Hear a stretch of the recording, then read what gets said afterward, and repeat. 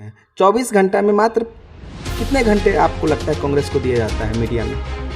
एक बोल दिए राहुल जी कि हाँ 4 महीने के बाद देश के युवा देख लीजिएगा, ऐसी नीति बनने जा रही है कि 4 महीने के बाद देश के युवा सड़कों पर होंगे। आज देखिए वो बात सही है। फिर जनता इतनी सीरियस क्यों नहीं लेती आप? देखिए राजनीति को धर्म की चाशनी में आप जब डुबोकर जनता के सामने पेश कीजिएगा तो जनता किसने नहीं डूबा? किसने धर्म का चाशनी नहीं खिलाया? कांग्रेस पार्टी हमेशा सांप्रदायिक सौहार्द की बात, धर्म की राजनीति कांग्रेस पार्टी कभी नहीं। तब भी बात कुर्सी की ही हुई थी और आज भी लोग कुर्सी के लिए ही मर रहे हैं। कब बात कुर्सी की हुई थी? जब देश का बंटवारा हुआ। कोई कुर्सी की बात नहीं। जातिगत जनगणना और आप सभी दलों का एक मत राय हुआ, इसके 5 लाभ क्या है? जातिगत जनगणना समाज की जरूरत है। समाज के वो वर्ग नहीं है। और वो जी नहीं, मैं आपको यहाँ पे रोकना चाहूँगा। समाज का वो वर्ग नहीं है, वो बिहार का नागरिक है। आप समझते हैं कि जो समीकरण आप लोगों के द्वारा दिया गया, थोपा गया बिहारियों पर, बिहार के समाजों पर, चाहे वो MY का समीकरण हो, चाहे वो ब्राह्मण भूमिहार का समीकरण हो, चाहे वो अगड़े पिछड़े का समीकरण हो, या हिंदू मुसलमान का समीकरण हो, इन तमाम समीकरणों के वजह से आज समाज के हर एक व्यक्ति एक दूसरे को शक की निगाह से देख रहा है। ये बैड इफेक्ट पड़ा है और उसके बावजूद ये फिर जातिगत जनगणना और उसका समर्थन। नमस्कार, आप देख रहे हैं BD न्यूज़ बिहार और मैं हूं पंकज भट्ट। पूरे देश में जहां अग्निपथ को लेकर के आगजनी देखने को मिल रही है, सरकारी संपत्तियों को आग के हवाले किया जा रहा है, सरकार की नीतियों के खिलाफ छात्र आंदोलन कर रहे हैं, गुस्से में हैं, कई असामाजिक तत्व उपद्रवी लोगों को एक मौका भी मिल रहा है। क्योंकि मैं व्यक्तिगत तौर पे कभी भी ये नहीं कह सकता और न मानता हूं कि छात्र राष्ट्रीय संपत्ति का नुकसान पहुंचा सकते हैं। इसमें निश्चित तौर पे कुछ उपद्रवी तत्वों का भी हाथ हो सकता है, जांच की होने की बात हो सकती है। लेकिन इन्हीं तमाम चीज़ों को लेकर के और साथ ही एक और बात जो काफ़ी ज्वलंत है बिहार के मानचित्र पर, कि जातिगत राजनीति को लेकर के अब वो राजनीति इस कदर घर कर गई है कि अब जातिगत जनगणना की भी आवश्यकता बिहार में शीर्ष नेतृत्व को समझ में आता है और सभी दलों को समझ में आता है। जैसे शराबबंदी के समय में सारे दल एक साथ एक मत हुए थे, उस चीज़ का क्या हश्र हो रहा है आप भी देख रहे हैं। आज जातिगत राजनीति को भी लेकर के हम बात करेंगे। हमारे साथ कांग्रेस पार्टी के महासचिव अमित यादव जी मौजूद हैं और मैं इनसे जानना चाहूँगा कांग्रेस का पक्ष क्या कुछ हो सकता है आने वाले समय में। इन्हीं तमाम बिंदुओं पर चर्चा करेंगे। और सबसे पहले मैं आपका स्वागत करता हूँ BD न्यूज़ में। और अमित जी, कांग्रेस आई जो कहीं ना कहीं आज जो भी लोग किसी भी दल के समर्थक हैं, उनके दादे परदादे कांग्रेस ही हुआ करते थे, कांग्रेसी कहलाया करते थे। तो ऐसे में कांग्रेस बात तो रखती है लेकिन बात हवा हो जाती है, जनता सीरियस क्यों नहीं लेती? सबसे पहले आपके दर्शकों को बहुत बहुत धन्यवाद, आभार। और आपका धन्यवाद विशेष रूप से कि आपने कांग्रेस का पक्ष जानने के लिए हमको चुना। और कांग्रेस की बातें हवा नहीं होती हैं। कांग्रेस की बात जो हमारे शीर्ष नेतृत्व आदरणीय राहुल गांधी जी कहते हैं, वो 4 महीने 5 महीने पहले बोलते हैं और आज जाकर के वह सच हो जाता है। उस समय लोगों को लगता है कि हाँ ये बातें क्या हो रही हैं, चूँकि इसके पीछे बीजेपी का जो मीडिया तंत्र है वो इतना मिमिक्री करता है कि लोग उसको सच मानने लगते हैं। 24 घंटा में मात्र कितने घंटे आपको लगता है कांग्रेस को दिया जाता है मीडिया में? जितने भी मीडिया हाउस हैं सब के सब एक सूत्री कार्यक्रम करते हैं। और उस स्थिति में हमारी पार्टी की बातों को वह कितना तवज्जो देते हैं, जितना तवज्जो आप दीजिएगा, आप अभी हमारा जैसे चला रहे हैं, वह लोगों के बीच जाएगा तो कम से कम एक समझने का, एक सुनने का बिल्कुल मौका मिलेगा। आप जब दिखाएंगे ही नहीं तो क्या मौका मिलेगा, क्या होगा? एक बोल दिए राहुल जी कि हाँ 4 महीने के बाद देश के युवा देख लीजिएगा ऐसी नीति बनने जा रही है कि 4 महीने के बाद देश के युवा सड़कों पर होंगे। आज देखिए वो बात सही है, सच साबित हो गई, मोदी जी ने वही किया था। तो हमारे नेता जो 4 महीना पहले बोलते हैं वो आज की तारीख में सच हो गई है बात। इसको भी आप यदि हवा हवाई बात कहते हैं तो फिर हम तो इस पर कुछ नहीं कहना है हमको। नहीं, जैसे हवा हवाई कहने का मतलब कि आप अगर बहुत अच्छे नेतृत्व दे रहे हैं, बहुत अच्छी बात कर रहे हैं, लोगों के जनहित की बात कर रहे हैं, तो फिर जनता इतनी सीरियस क्यों नहीं लेती है आपको? देखिए सीरियस लेने की बात नहीं है, बात यहाँ यह है कि राजनीति को धर्म की चाशनी में आप जब डुबोकर जनता के सामने पेश कीजिएगा तो जनता। किसने नहीं डुबाया? किसने धर्म का चाशनी नहीं खिलाया लोगों को? अफीम की तरह आप चटा रहे हैं राजनीति को धर्म के राजनीति को अफीम की गोली में लपेट करके और जनता के सामने परोस रहे हैं। और जहाँ तक किसने की बात है, हम कांग्रेस पार्टी हमेशा सांप्रदायिक सौहार्द की बात की है, धर्म की राजनीति कांग्रेस पार्टी कभी नहीं करती है। जी, ये बात तो बिल्कुल आपने सच कहा। और अगर धर्म की राजनीति करते तो पाकिस्तान जैसे बट गया था तो एक भी मुस्लिम यहाँ नहीं होते। सही बात, बिल्कुल सही बात। धर्म की राजनीति हमारी पार्टी बिल्कुल नहीं करती है, शुरू से लेकर आज तक नहीं करती है। भारत के बंटवारे का हमने समर्थन किया था, वो किस परिस्थिति में समर्थन हमारे नेताओं ने किया था वो आप इतिहास पलट करके देखेंगे। व्हाट्सएप इतिहास नहीं, एक्चुअल इतिहास हमारा यदि पलट करके देखेंगे तब आपको लगेगा कि हमारे देश का कि हाँ हमारे नेताओं ने किस स्थिति में हिंदुस्तान। लेकिन सर तब भी बात कुर्सी की ही हुई थी और आज भी लोग कुर्सी के लिए ही मर रहे हैं। कब बात कुर्सी की हुई थी?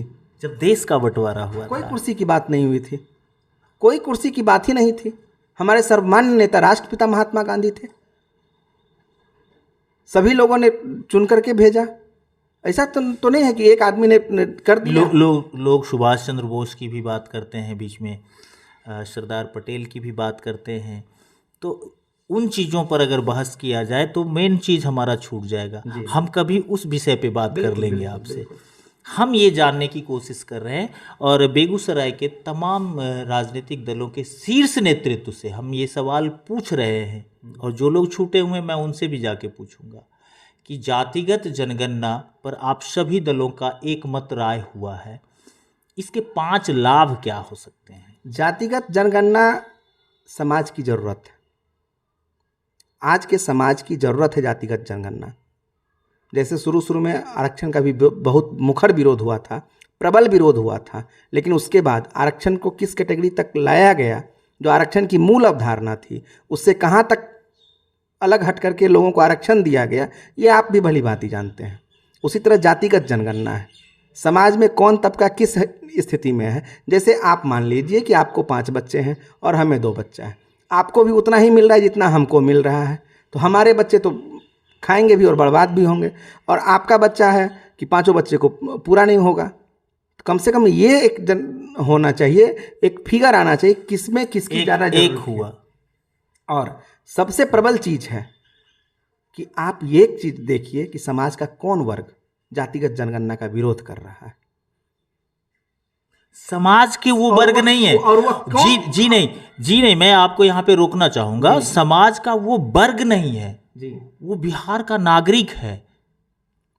वही तो कह रहे हैं, वो बिहार का बिल्कुल नागरिक बिल्कुल है। बिल्कुल। समाज से उसको जोड़ने का काम मत करिए। क्या नागरिक सामाजिक प्राणी नहीं? आप समझते हैं कि जो समीकरण आप लोगों के द्वारा दिया गया, थोपा गया बिहारियों पर, बिहार के समाजों पर, चाहे वो MY का समीकरण हो, चाहे वो ब्राह्मण भूमिहार का समीकरण हो, चाहे वो अगड़े पिछड़े का समीकरण हो, या हिंदू मुसलमान का समीकरण हो, इन तमाम समीकरणों के वजह से आज समाज के हर एक व्यक्ति एक दूसरे को शक की निगाह से देख रहा है। ये बैड इफेक्ट पड़ा है, और उसके बावजूद ये फिर जातिगत जनगणना और उसका समर्थन कांग्रेस करे। बोलिए, आप भी बोलिए। देखिए, और पार्टियां जो करें उससे हमको वास्ता नहीं है कि और पार्टियां क्या कर रही हैं। हमको इससे ज़रूर मतलब है कि हमारी पार्टी क्या कर रही है। हमारी कांग्रेस पार्टी हमेशा जाति और धर्म के ऊपर उठ करके ही राजनीति करती है। फिर समर्थन क्यों सर? यही तो सवाल है। और ठीक, समर्थन पर भी आ रहे हैं। समर्थन इसलिए ज़रूरी है कि समाज में जो तबके हैं, आखिर सामाजिक प्राणी, तो मानव एक सामाजिक प्राणी है। जो हमारे विकास में जो पीछे छूट गए हैं उनको तो विकास की मुख्य धारा में लाना है।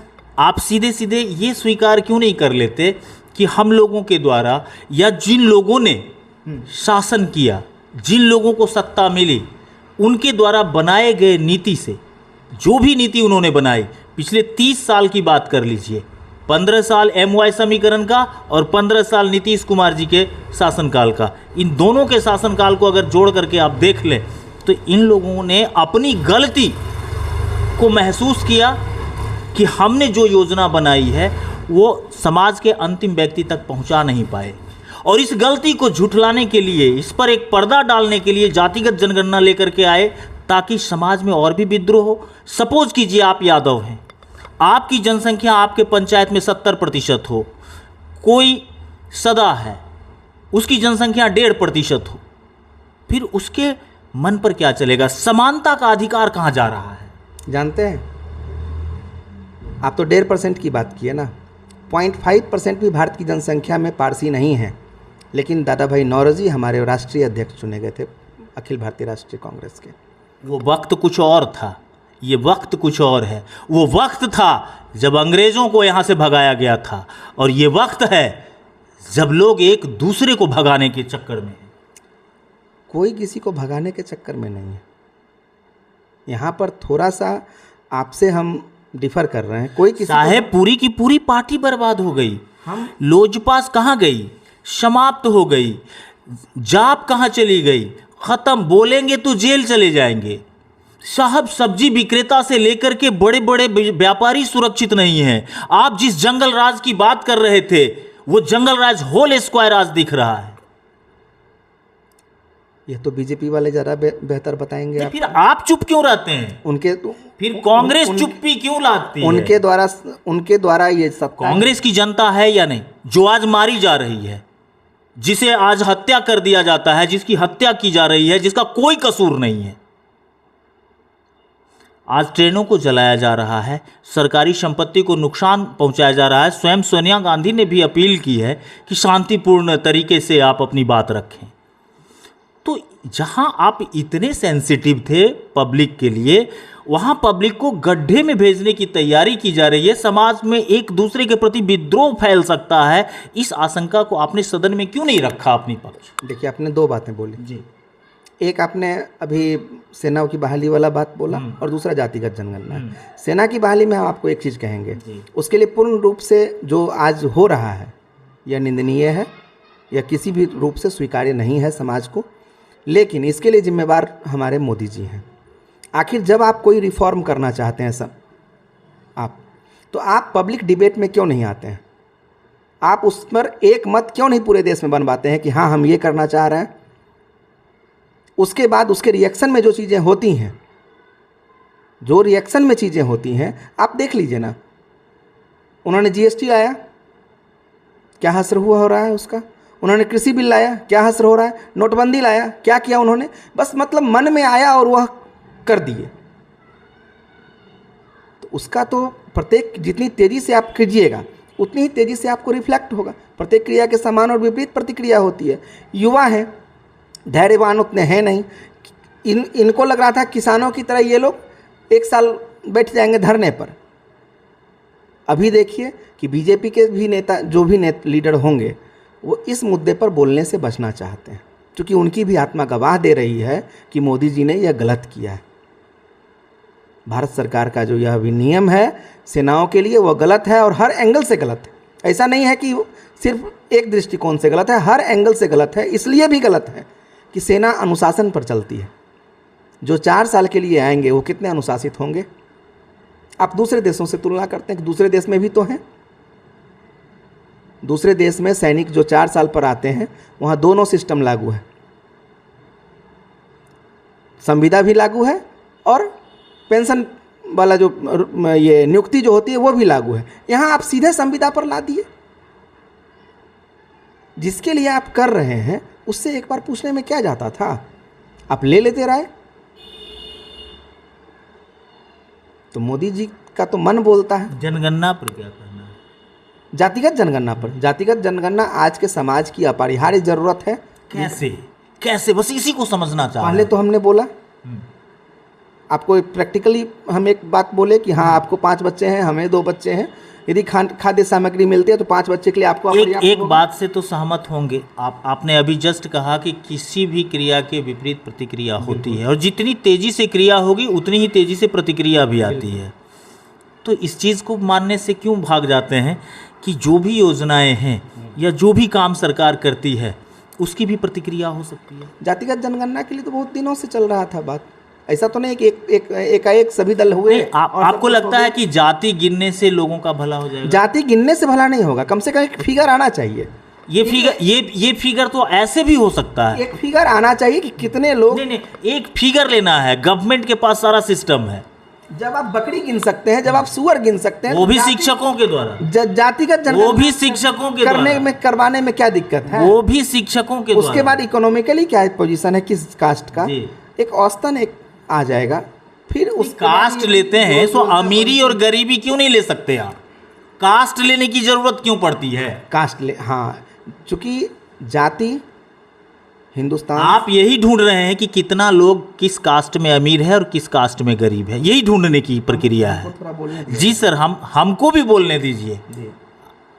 लेकिन समस्या क्या है कि आप अमीर और गरीब क्यों नहीं गिनते? आप बिहार के लोगों को जाति में रखते हैं, तो बिहार के लोगों को या देश के लोगों को नागरिक से तुलना क्यों नहीं करते? देश की जनता क्यों नहीं मानते? अमीर गरीब क्यों नहीं समझते? आप जाति ही समझते हैं। क्या मतलब है इसका? कांग्रेस तो कभी जातिगत राजनीति नहीं की, आपको बोलने में क्या दिक्कत है? हमने तो पहले ही बोल दिया कि कांग्रेस पार्टी जाति और धर्म की राजनीति नहीं करती है, इन दोनों से परे है। लेकिन जाति भारतीय समाज की एक सच्चाई है जिससे इनकार नहीं किया जा सकता है। हिंदू व्यवस्था वर्ण व्यवस्था पर आधारित है, हिंदू धर्म।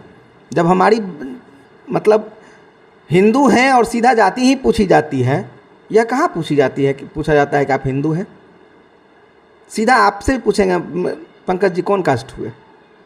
आज आप बहुत अच्छे हैं, कल जैसे ही आप राजनीति में आते हैं सब सीधे पहला सवाल होगा किस कास्ट का नेता है? ये मेंटेलिटी किसने लाया? कौन है इसका जवाब दे? सब दिन सत्ता आपकी रही है, हर एक राज्यों में आप रहे हैं। आज कुछ दिन जुमा 8 दिन से कोई दूसरा आकर के देख रहा है और देश की परिस्थिति आप भी देख रहे हैं। आपको ऐसा लगता है ना कि फिसलन की राह बड़ी मतलब आरामदेह होती है? फिसलन की राह बहुत आरामदेह होती है, चढ़ाई पर चढ़ने में बल लगता है। कांग्रेस ने जिस स्थिति से देश को यहाँ तक पहुँचाया, और अब कहा जा रहा है कि 75 साल में कुछ नहीं हुआ था, अब हम ही रिफॉर्म कर रहे हैं पूरे देश को, हम नया भारत बना रहे हैं, हम नया इतिहास लिख रहे हैं। इतिहास के साथ नाइंसाफ़ी हुई थी, हम नया इतिहास लिख रहे हैं। नहीं तो जनता को तो आप बरगला रहे हैं। जनता को कौन बरगला रहा है? नहीं, ये वर्ण व्यवस्था तो ठीक है, आपने कहा कि हिंदुस्तान में वर्ण व्यवस्था शुरू से है, मानता हूँ, हम भी मानते हैं। लेकिन जहाँ राष्ट्र की बात हो, राष्ट्र के विकास की बात हो, राज्य के विकास की बात हो, वहाँ पे जाति क्यों? वहाँ पे नागरिक क्यों नहीं? जनता क्यों नहीं? आखिर वह भी तो नागरिक ही है ना। नहीं तो फिर जाति क्यों बोलते हैं? देखिए, आप सीधा कहिए श्रीमान कि हम जातिगत राजनीति के समीकरण इसीलिए लेके आते हैं क्योंकि मुझे लगता है कि इसी के बदौलत हम उस कुर्सी तक पहुंच सकते हैं आप अपनी जो कांग्रेस नहीं कर पा रही है। आप अपनी बात मेरे मुंह से कहवाना चाहते हैं या हम अपनी बात हम अपने मुंह से? आप अपनी बात रखिए। हम अपनी बात यदि हम अपने मुंह से रखते हैं तो कांग्रेस पार्टी के बिहार के प्रथम मुख्यमंत्री थे श्री कृष्ण सिंह। श्री देवघर का मंदिर है, बैजनाथ धाम, वहाँ दलितों का प्रवेश सबसे पहले श्री ने करवाया था और पंडों के द्वारा लाठी खा करके करवाया था। हम लोग उस विचारधारा के लोग हैं। हमारी परवरिश पार्टी की उस विचारधारा के द्वारा होती है कि हम लोग ना तो जाति मानते हैं ना धर्म मानते हैं, हम लोग नागरिक ही मानते हैं। लेकिन नागरिक यहाँ विभिन्न खाँचों में बटे हुए हैं, तो उन खाँचों ये बांटा है किसने? व्यवस्था देखिए, बांटने के लिए कालक्रम होता है, समय और परिस्थिति होती है जो बट। बिहार के पहले मुख्यमंत्री से आपकी शुरुआत होती है। अरे हाल फिलहाल में कोई चले गए हैं गलती से, वो भी आपकी कमजोरी से, वो आप में कमी है। आज भी लोग कांग्रेस को, मैं ऑन रिकॉर्ड बात कर रहा हूँ, आज भी लोग कांग्रेस को कहीं ना कहीं दिल के किसी न किसी कोने में छुपाए बैठे हैं, लेकिन नेतृत्वकर्ता में वो साहस नहीं है कि वो अपनी बात, कांग्रेस की बात और कांग्रेस के सिद्धांतों को आज के युवाओं के दिमाग में घुसा सके। युवा कांग्रेस की बात को समझेंगे, ठोकरें खा करके, यह आप विश्वास रखें। ठोकरें खा करके आपको लगता है ऐसा ना, लेकिन दिक्कत ये है कि युवा जो है इतना ना धर्मांध बना दिया गया था, कट्टरता भर दी गई थी कि लोगों को दूसरा कुछ दिखलाई ही नहीं पड़ रहा था। अब जब रोजगार का संकट है, अब जब सब मतलब भारत में वातावरण का संकट हो गया है, दूसरे आदमी बोलते हैं तो उस पर लोग, जो भाजपा आधारित मीडिया है, चढ़ दौड़ती है। वातावरण का संकट हो गया है, शांतिपूर्ण वातावरण अपने देश में नहीं है, जिसका अभी नमूना आप सड़कों पर देख रहे हैं। अग्निपथ लाया जा रहा है, क्या कहना चाहेंगे? अग्निपथ लाया जा रहा है और भारत की सड़कें अग्निपथ में तब्दील हो गई हैं। सड़कें को छोड़िए, पूरी की पूरी ट्रेनें, पूरी की पूरी बॉगी, पूरे की पूरे प्लेटफॉर्म, लूट, कैश लूट। आपको लगता है कि ये स्टूडेंट कर रहे हैं? देखिए, स्टूडेंट कर रहे हैं, आखिर क्या? इसकी नौबत कैसे आई? नहीं, इसमें कौन लोग हैं? इसकी नौबत कैसे आई? आपकी पार्टी क्यों नहीं ये बात बोलती है कि इसमें कौन लोग हैं? जड़ में क्यों नहीं जाएंगे? चाणक्य जब ये उनको कुश लग गया था तो उन्होंने कुश के जड़ में ही मट्ठा डाल दिया था। तो जड़ में क्यों नहीं जाते हैं? तो आखिर तो जा रहे हैं। जड़ में यह है कि मोदी जी की हिटलरशाही, मोदी जी का तुगलकी फरमान इन सारे वजहों के लिए जिम्मेवार है। आप सीधे सीधे मोदी जी को जिम्मेवार क्यों नहीं ठहराते हैं इस बात के लिए? क्यों आप नहीं बोलते हैं कि मोदी सरकार की एक गलती पूरे भारत को जला रही है? आपको यह बोलने में क्या हो रहा है? नहीं, मैं तो कह ही रहा हूं, मैं तो आपसे कहवाना चाह रहा हूं। आप बोलिए कि बोलिए, आप मैं स्पीकर नहीं हूं आपका। आपको अपनी बात रखनी है, मैं तो बुलवाने के लिए ही आया हूं आपसे कि आप बोलिए, लोगों को पता चले कि सच्चाई क्या है। सच्चाई क्या है ये आपको पता नहीं? हमको खूब पता है, लेकिन लोगों को आप बताएंगे। सच्चाई क्या है कि मोदी जी का एक तुगलकी फरमान सारे लड़कों का, जो अभी भविष्य के लिए सेना में अपने, और ये देशभक्ति और राष्ट्रभक्ति की बात करते हैं। राष्ट्रभक्ति के लिए लोग सेना में जाते हैं। ये लोग जितने भी बीजेपी के लीडर्स हैं, कितने आदमी हैं जो जिनके बच्चे सेना में हैं? कांग्रेस की एक लंबी फहरिस्त है जिनके बच्चे सेना में हैं। कांग्रेस के लीडर्स की एक लंबी फहरिस्त है जिनके बच्चे सेना में हैं। और ये लोग सिर्फ बैठ करके एक मन में आया, उसको सोच लिए कि हाँ ठीक, अच्छा है, और उसको इम्प्लीमेंट कर दिया। बेगूसराय में एक वक्त था कि कांग्रेस की बहुत बड़ी पकड़ थी। बेगूसराय में इतनी कमज़ोर कांग्रेस क्यों होते चली जा रही है? बमुश्किल विधान पार्षद का सीट निकाल पाए, उस पर भी बहुत सारे आरोप प्रत्यारोप हैं।